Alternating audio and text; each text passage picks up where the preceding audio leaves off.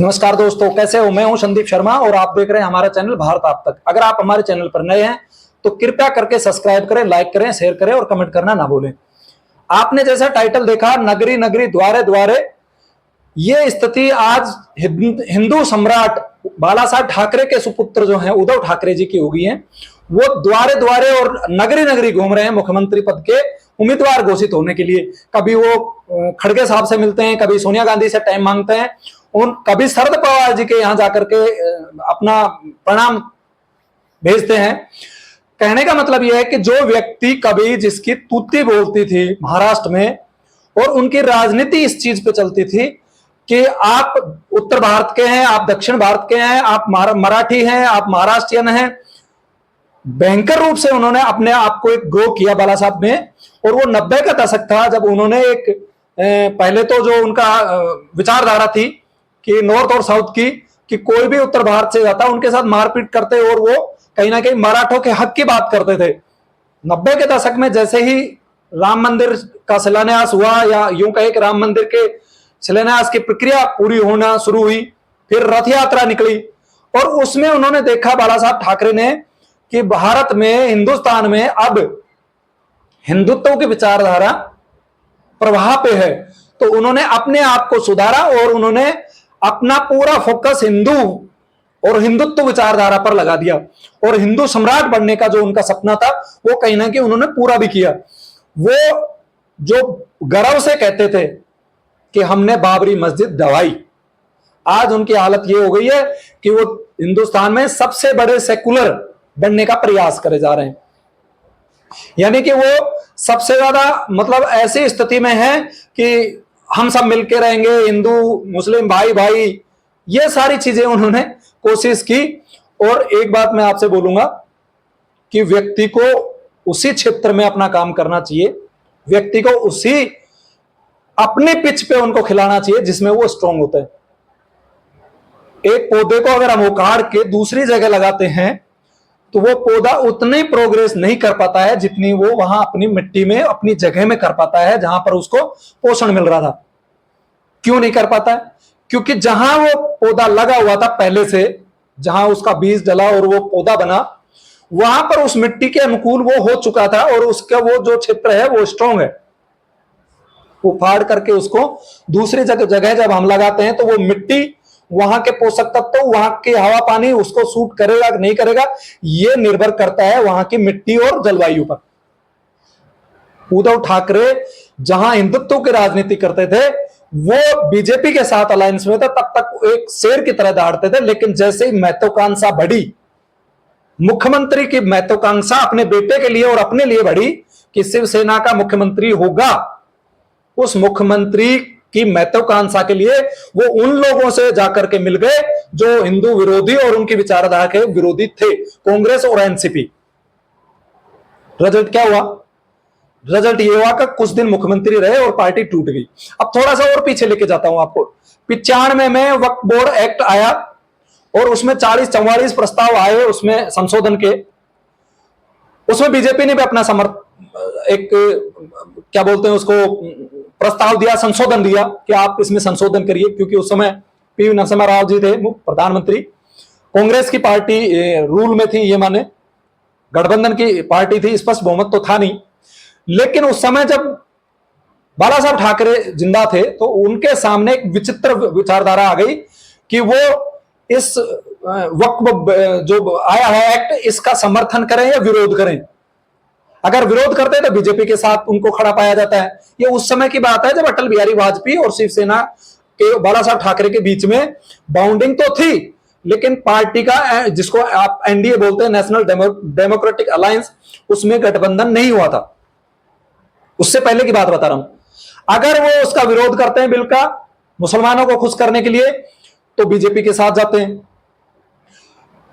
Sorry, अगर विरोध करते हैं तो बीजेपी के साथ जाते हैं, और विरोध नहीं करते हैं तो भी उनके लिए दुविधा थी। अगर विरोध करते हैं बिल का तो मुसलमान नाराज होते हैं। तो उनको, मुसलमानों को जो वोट उनको मिला था महाराष्ट्रियन होने के नाते या एक लोकल क्षेत्र के नाते, जो आप बता रहे थे हम साउथ और नॉर्थ की राजनीति जो करते थे, उन मराठी हिंदू भाइयों के लिए भी और मुसलमानों के लिए भी वो लड़ते थे। लेकिन 90 के दशक के बाद में हवा बदली, राम मंदिर का जो आंदोलन था वो तेजी से बढ़ रहा था, तो उन्होंने अपनी नई जो नाव जो थी वो हिंदुत्व की विचारधारा में अपनी नाव को बहाना शुरू कर दिया। ये तो एक उदाहरण दिया है मैंने, जिसमें कई बार राजनीति में ऐसा होता है कि आदमी ना इधर जा सकता है ना उधर जा सकता है। अब यही हालात उद्धव ठाकरे साहब के हो गए। उन्होंने अपनी महत्वाकांक्षा के कारण शरद पवार की बात पर यकीन किया और शरद पवार ने उनको आश्वासन दिया कि आपको मुख्यमंत्री बना दिया जाएगा, और मुख्यमंत्री बन भी गए। उन्होंने अपना वादा पूरा भी कर दिया। लेकिन उसके बाद की जो घटनाएं हुई, एकनाथ शिंदे बीच में आए, उन्होंने पार्टी तोड़ी और पूरा पार्टी पे कब्जा कर लिया, बीजेपी के साथ मिलकर के सरकार बना ली। उद्धव ठाकरे जी मुख्यमंत्री नहीं रहे। अब चुनाव दोबारा आ गए 24 में। अब वो ये चाह रहे हैं कि दोबारा से पार्टी जो उनकी जो अलायंस है कांग्रेस और शरद पवार की एनसी से, national Congress NCP, national Congress party, उनसे मुख्यमंत्री का दावेदार घोषित कराने की उन्होंने भरपूर प्रयास किया। कभी वो खड़गे साहब के यहां मिन्नतें कर रहे हैं, कभी सोनिया जी से टाइम मांग रहे हैं, और कहीं ना कहीं जाकर के जो उनको अंतिम उम्मीद थी वो उम्मीद थी शरद पवार जी से। शरद पवार जी के पास गए कि साहब हम आए इसलिए थे कि आप हमें मुख्यमंत्री बनाएंगे। हम इतने विश्वसनीय अपने पार्टनर्स जो थे, अपने अलायंस जो थे बीजेपी, जिनका मतलब हम अपना शासन छोड़ के आए हैं, पावर छोड़ के आए हैं, ये मान लो, क्योंकि बीजेपी की सरकार होती तो कहीं ना कहीं उद्धव ठाकरे भी पावर में होते, चाहे सेंटर में हो चाहे महाराष्ट्र में हो। लेकिन अब उनके सामने ये मामला ऐसा हो गया कि सांप के मुंह में चकचुंदर, जिसको बोलते हैं ना, छछुंदर के मुंह में, सांप के मुंह में छछुंदर, छोड़े तो अंधे होते हैं और खाएं तो मरेंगे। अब ना तो वो कांग्रेस को छोड़ सकते हैं ना एनसीपी को छोड़ सकते हैं, जाएं तो जाएं कहां। बीच में एक हवा उड़ी थी कि शायद वो बीजेपी से फिर से कुछ मंत्रणा कर सकते हैं, लेकिन शायद वो बात बनी नहीं, या फिर शिंदे नहीं माने, या क्या मामला है पार्टी का वो सामने नहीं आया। लेकिन एक हवा आई थी कि कहीं ना कहीं उद्धव ठाकरे और शिंदे में पैचअप कराने के लिए अगर बीजेपी कुछ इस पार्टी को वापस कराए तो वो बीजेपी के साथ वापस जा सकते हैं, लेकिन ऐसा नहीं हुआ। अब चुनाव है 24 में, अक्टूबर नवंबर में, मेरे हिसाब से तो इसी साल हो जाएंगे, दिसंबर तक। अब फिर उनके सामने वही सवाल है कि मुख्यमंत्री कौन। तो शरद पवार साहब ने स्पष्ट रूप से कहा कि अब हम मुख्यमंत्री का पद का उम्मीदवार घोषित नहीं करेंगे, पहले चुनाव होगा, चुनाव के बाद में जो पार्टी सबसे ज्यादा एमएलए जीत कराएंगे वो बैठ करके उससे मुख्यमंत्री के बारे में बाद में बात करेंगे। यानी कि जो हिंदू सम्राट थे, जो अपने आप को शेर महाराष्ट्र का कहते थे, टाइगर ऑफ महाराष्ट्रियन, आज उनकी हालत ये होगी कि मिन्नतें करते फिर रहे हैं कि प्लीज प्लीज कृपया करके मुझे मुख्यमंत्री का उम्मीदवार घोषित करिए प्लीज। लेकिन शरद पवार और कांग्रेस पार्टी कहीं ना कहीं ये भाप गए हैं।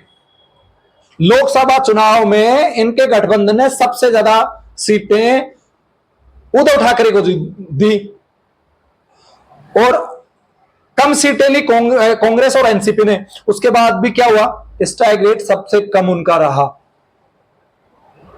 10 सीटों में 8 सीट तो शरद पवार जी जीत के आ गए, और वो तो 8 सीट भी नहीं जीत पाए। और वहीं अगर बात करें एकनाथ शिंदे की, तो एकनाथ शिंदे का स्ट्राइक उनसे कहीं ज्यादा बेहतर रहा। तो मामले दो निकल कर आते हैं कि शिवसेना का जो विघटन हुआ था, शिवसेना जो टूट कर बिखरी थी उद्धव ठाकरे और एकनाथ शिंदे में, तो क्या महाराष्ट्र की जनता ने उद्धव ठाकरे को, और जो आरोप थे कि एकनाथ शिंदे ने हमारी पार्टी तोड़ दी, बीजेपी ने तोड़ दी, तो कहीं ना कहीं महाराष्ट्र की जनता ने, और ये कहूंगा कि शिवसेना पार्टी के जो कार्यकर्ता थे, उन्होंने शिवसेना को तोड़ने के जो आरोप थे एकनाथ शिंदे पे, वो आरोपों को खारिज कर दिया। उन्होंने उस बात को समझा कि एकनाथ शिंदे की मजबूरी हो चुकी थी, कहीं ना कहीं वो बेमेल गठबंधन में वो वहां थे, और उनको माफ कर दिया। लेकिन उसका गुस्सा भारतीय जनता पार्टी पर उतरा। एकनाथ शिंदे का तो स्ट्राइक रेट बढ़िया था, लेकिन भारतीय जनता पार्टी का क्या हुआ, 30 सीटें जीती, 30 सीटों पर लड़े और जीती कितनी, 10-11। स्ट्राइक रेट कितना था, बहुत कम। स्ट्राइक रेट एकनाथ शिंदे का बढ़िया था। तो जो गुस्सा जो था, मैं कहूंगा आपका उद्धव ठाकरे की पार्टी को तोड़ने का, शिवसेना का तोड़ने का, वो जनता ने कहीं ना कहीं एकनाथ शिंदे को तो क्लीन चिट दे दी, लेकिन उसका गुस्सा भारतीय जनता पार्टी को झेलना पड़ा कि भारतीय जनता पार्टी ने इस पार्टी को तोड़ा है। कहीं ना कहीं सच्चाई भी हो सकती है। फिर दूसरा मामला आया, उन्होंने एनसीपी के अजीत पवार, अजीत दादा जो है, वो कहीं ना कहीं अपने चाचा को गच्चा देकर के पार्टी को लेकर के वो भी चले गए। यानी कि उद्धव ठाकरे और शरद पवार की हालात ऐसी हो गई कि ना तो वो बार्गेनिंग कर सकते हैं कांग्रेस से और ना वो कुछ मांगने की स्थिति में। शरद पवार तो फिर भी सरवाइव कर गए, अजीत पवार को नकारा एनसीपी के कार्यकर्ताओं ने, एनसीपी के वोटर्स ने अजीत दादा को तो नकारा, लेकिन शरद पवार अपनी पार्टी को थोड़ा सा पुटअप करने में कामयाब हो गए। लेकिन सबसे ज्यादा नुकसान किसको हुआ? सबसे ज्यादा नुकसान भारतीय जनता पार्टी को हुआ लोकसभा चुनाव में, और उसके बाद में सबसे ज्यादा नुकसान हुआ तो उद्धव ठाकरे को हुआ। जो उद्धव ठाकरे शेर हुआ करते थे, अब वो पिछलग्गू बिल्ली बन गए। कभी शरद पवार के पास जा रहे हैं, कभी सोनिया गांधी के यहां अपने प्रणाम ठोक रहे हैं, कभी खड़गे साहब से मिल रहे हैं, कभी राहुल साहब से मिल रहे हैं। उनको कोई कुछ नहीं समझ रहा, क्योंकि उन्होंने भी उनकी ताकत को आजमा लिया कि लोकसभा में उनका जो प्रभाव है, उनका जो वर्चस्व है, वो नहीं है। जनता पर उनकी पकड़ उद्धव ठाकरे की नहीं है। उद्धव ठाकरे से ज्यादा पकड़ शिवसेना एकनाथ शिंदे की है। इसलिए भाई वो उनको मुख्यमंत्री क्यों घोषित करेंगे बताइए? भाई चुनाव से पहले उनको मुख्यमंत्री घोषित करने का कोई कारण ही नहीं मिल रहा। ना उनके पास पार्टी है, ना उनके पास सदस्य हैं, ना उनके पास जनाधार है। तो किस आधार पर? यानी कि गए थे चौबे जी, छब्बे जी बनने, दूबे जी बन के लौटे। अब उनको नगरी नगरी, द्वारे द्वारे अपने सलाम ठोकना पड़ रहा है, अपनी बात को रखना पड़ रहा है। कोई उनको सुन नहीं रहा है, उनका कोई टाइम नहीं दे रहा है। ये हालात उद्धव ठाकरे जी की हो गए। अब बात करेंगे भारतीय जनता पार्टी।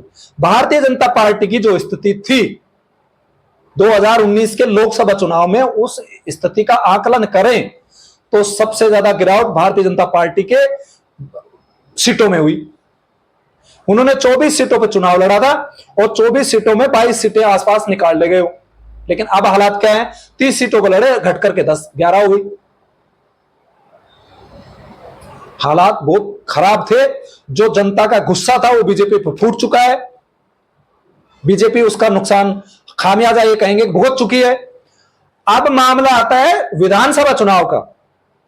तो हमें ऐसी उम्मीद है कि जो गुस्सा था वो निकल चुका है जनता का।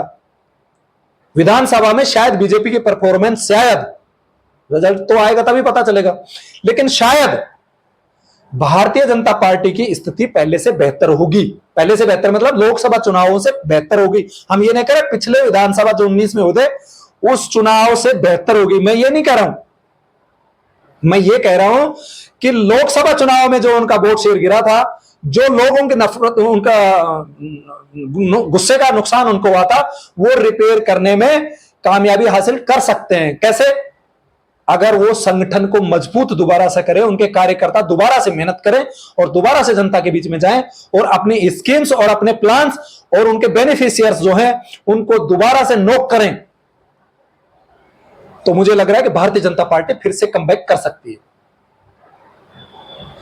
लेकिन शरद पवार जी जो हैं उनके लिए भी बहुत मुश्किल है। उनकी स्थिति भी सेम उद्धव ठाकरे से ज्यादा अच्छी नहीं है। उनसे बेहतर है लेकिन ज्यादा अच्छी नहीं है। उद्धव ठाकरे जी तो कहीं के नहीं रहे। अगर भारतीय जनता पार्टी के साथ रहते, उनका नेचुरल अलायंस हिंदुत्व का जाता जो था वो भारतीय जनता पार्टी के साथ मैच कर रहा था। अब वो जहां गए हैं वो उनको अपने आप को सेट करने में टाइम लग रहा है। वो ना हिंदुत्व करे, ना सेकुलरिज्म में घुसे, भाईचारे में नहीं घुसे, ना तो भाईचारे वाले उनको अपना रहे हैं, क्योंकि उनकी छवि जो थी कभी मराठी, कभी महाराष्ट्रियन, कभी उत्तर भारत, कभी दक्षिण भारत, मारपीट करने की ये उनके कार्यकर्ताओं का आरोप लगते रहे। तो उनकी छवि तो ऐसे रही नहीं कि वो भाई सेकुलर है। उन्होंने तो खुल के कहा है, बाला साहब ठाकरे ने बहुत साल पहले कहा है कि कौन सी मस्जिद, कौन सा ढांचा, वहां तो मंदिर था। उनसे पूछा गया पत्रकार द्वारा कि क्या आप मानेंगे कि बाबरी मस्जिद जो थी वो गलत थी? उन्होंने कहा कि कौन सी मस्जिद की बात कर रहे हैं, किस ढांचे की बात कर रहे हैं, वहां तो राम मंदिर था। जो ढांचा था हमने गिरा दिया। वो तो छाती ठोक के कह रहे थे। तो ऐसे व्यक्ति अब मुसलमान उन पर कैसे विश्वास करें? बताइए मुझे, कैसे विश्वास करें कि इनका हृदय परिवर्तन हो गया, इनका कौन सा गंगा नहाया है जो ये बिल्कुल दुरुस्त हो गए? तो ना इधर के रहे ना उधर के रहे। सबसे ज्यादा गिरावट जो है उद्धव ठाकरे के पाड़े में रही। अब अगर उनकी हालत लोकसभा विधानसभा की जैसी ही रही तो मुझे लग रहा है उनका कैरियर बहुत ज्यादा डामाडोल होने वाला है, क्योंकि लोकसभा में भी उनका परफॉर्मेंस जो था बहुत खराब था। उसी हिसाब से अब दोबारा से अगर लोग विधानसभा में भी उनका परफॉर्म गिरता है तो ना 3 में रहेंगे ना 13 में रहेंगे। और मेरा यह मानना है कि अगर कहीं गुंजाइश बनी हुई है तो एकनाथ शिंदे से बात करनी चाहिए, पार्टी को वापस मर्ज करना चाहिए, और भारतीय जनता पार्टी के साथ अगर अलायंस है एकनाथ शिंदे का तो उनको कहीं ना कहीं बैठ करके पैचअप करना चाहिए। उद्धव ठाकरे का कांग्रेस के साथ और एनसीपी के साथ नेचुरल अलायंस नहीं था। यह उद्धव ठाकरे को समझ में क्यों नहीं आया, ना उनके बेटे को आया। सारी दुनिया कह रही थी कि ये नेचुरल अलायंस नहीं है, ये ज्यादा दिन नहीं चलेगा, और वही हालात हुए। उद्धव ठाकरे को वो सिर्फ ये चाह रहे थे, मैं बताऊं आपको, शरद पवार जी ने सोनिया गांधी को मनाया कि कैसे भी करके आप मानिए, उद्धव ठाकरे जी को मुख्यमंत्री बनने दीजिए। वो नहीं मान रही थी। वो कब मानी? जब अहमद पटेल जी ने सोनिया गांधी जी को समझाया कि मैडम आप इनकी बात मान लीजिए। ये पिछले 10 साल में भारतीय जनता पार्टी को सबसे ज्यादा घाव देने का जो काम है वो आज हम कर सकते हैं, उनको हम बुरी चोट दे सकते हैं, आप प्लीज मान जाइए। और कहीं ना कहीं उन्होंने पिछले 10 साल की सबसे बड़ी चोट जो थी बीजेपी को वो लगाई। उद्धव ठाकरे को तोड़ करके मुख्यमंत्री बना लिया और उनका सपना पूरा होगा। उनका जो सपना था कि भारतीय जनता पार्टी को चोट पहुंचाना और उनकी ताकत को कम करना, उद्धव ठाकरे को भी कमजोर कर दिया और भारतीय जनता पार्टी को भी कहीं ना कहीं कमजोर तो किया ही। लेकिन वो उनके करने से कमजोर नहीं है, उनके करने से यह हुआ कि भारतीय जनता पार्टी का मुख्यमंत्री बनने से उन्होंने रोक दिया। भारतीय जनता पार्टी कमजोर कैसे हुई बताइए? भारतीय जनता पार्टी बीजेपी कमजोर तब हुई जब उन्होंने एनसीपी को तोड़ा और एकनाथ शिंदे उनके पाड़े में गए। वहां तक तो उनका ठीक था, लेकिन जब एनसीपी के अजीत पवार गए तो कहीं ना कहीं सीटें भी उनको बांटनी पड़ी और शेयर करनी पड़ी, और अजीत पवार इतने प्रभावशाली नहीं हुए। लोकसभा चुनाव में यह फैक्टर हमने आपको पहले भी कहा था, कंफ्यूजन होगा, और शरद पवार ने फिर साबित किया कि वो एक मंजे हुए राजनीति के खिलाड़ी हैं। लेकिन अब वो खिलाड़ी भी अंतिम उनका चुनाव हो सकता है। लगभग 30 साल में शरद पवार ने अपनी पार्टी को कितना ही जोर लगा लिया, लेकिन उन्होंने कभी मुख्यमंत्री नहीं बनाया। खूब सारे गठबंधन भी कर लिए, लेकिन शरद पवार ने कभी भी अपनी पार्टी एनसीपी का मुख्यमंत्री आज तक नहीं बना पाए हो। यह सच्चाई है। तो अब भाई उद्धव ठाकरे जी आप कौन है, आपको कैसे बनाए? वो मौका गया, वो अवसर था, वो तुम्हें हथियार की तरह चलाना चाह रहे थे। तुम्हारे कंधे का इस्तेमाल बंदूक रखकर भारतीय जनता पार्टी पर चलाना चाह रहे थे, उन्होंने कर दिया। अब आपकी स्थिति यह है, ना इधर के हो ना उधर के हो आप। मैं फिर बोल रहा हूं, इनके अच्छे दिन तो आ सकते हैं अगर ये एकनाथ शिंदे से फिर कोई ना कोई बैकडोर से बात करें और ये पार्टी वापस एक हो, शिवसेना और इनका नेचुरल अलायंस जो है। आप देखेंगे एकनाथ शिंदे तो परफॉर्म करेंगे भाई। उनके पास दिल्ली में भी पावर है, उनके पास महाराष्ट्र में भी पावर है। बीजेपी तो दिल्ली में भी पावर में है, महाराष्ट्र में भी पावर में। उनका बिगाड़ क्या लिया इन्होंने? 2 साल तक बस वहां भी दिल्ली में पावर थी, तो ये इनका कोई ज्यादा असर हुआ नहीं। तो उद्धव ठाकरे तो सबसे ज्यादा गिर गए, ना तो दिल्ली में रहे ना महाराष्ट्र में रहे, कहीं के भी नहीं रहे। अगर अब बीजेपी कमबैक करती है, उद्धव ठाकरे जी कहीं ना कहीं रसातल में जाने का काम अगर करते हैं तो उसका सबसे बड़ा कारण होगा शरद पवार। आपको बता दिया, शरद पवार जी बहुत मांझे हुए खिलाड़ी हैं। उन्होंने उद्धव ठाकरे का इस्तेमाल किया भारतीय जनता पार्टी के खिलाफ और भारतीय जनता पार्टी को रोकने का प्रयास किया, लेकिन भारतीय जनता पार्टी ने उनसे बड़ा खेला कर दिया और उद्धव ठाकरे की पार्टी को ही तोड़ करके एकनाथ शिंदे को मुख्यमंत्री बना दिया। वो फिर पावर में रहे, दिल्ली में भी महाराष्ट्र में भी, और अपनी पार्टी के कार्यकर्ताओं को, अपने संगठन को मजबूत करते रहे और उनका काम करवाते रहे महाराष्ट्र में भी, ताकि उनको ये ना लगे कि हम पावर में नहीं। वो 5 साल तक अपनी पार्टी को फिर पनपाते रहे। लोकसभा चुनाव हुए अभी 4 महीने गुजर गए, रिजल्ट आए 3 महीने से ज्यादा टाइम हो गया। 3 महीने में उनकी पार्टी की मीटिंग्स हो रही हैं, उनके कार्यकर्ताओं ने अपना वापस जोश भरने का काम किया है, और अगर वो करेंगे, जोश से काम करेंगे, तो वापस रिपीट अच्छा परफॉर्मर करेंगे। ऐसी जानकारी के लिए जुड़े रहे हमसे, तब तक के लिए नमस्कार।